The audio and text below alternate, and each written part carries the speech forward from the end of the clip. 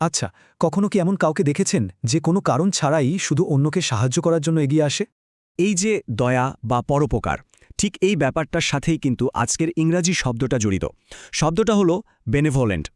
খুব সহজ করে বললে বেনেভেলেন্ট মানে এমন কেউ যে খুব দয়ালু, উদার আর সবসময় অন্যদের সাহায্য করতে চায়। উচ্চারণটা কিন্তু বেশ সোজা, চলুন একসাথে বলি। বে নে ভো লেন্ট। আরেকবার চেষ্টা করা যাক। বে নে ভো লেন্ট। দারুণ। তো চলুন এবার দেখি বাস্তব জীবনে এই শব্দটা আমরা কিভাবে ব্যবহার করতে পারি।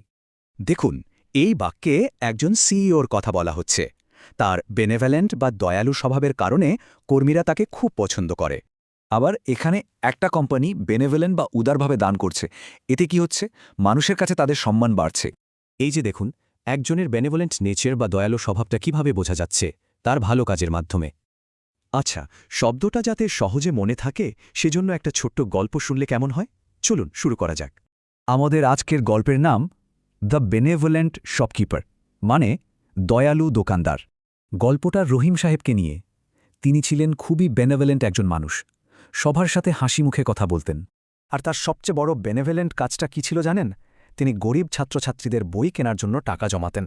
এই জন্য গ্রামের সবাই তার এই বেনেভোলেন্ট স্বভাবের খুব প্রশংসা করত আর তাকে মন থেকে সম্মান দিত।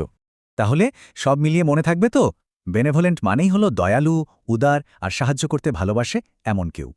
এবার একটু ভাবুন তো, আমাদের জীবনে এমন বেনেভোলেন্ট মানুষ কে আছেন?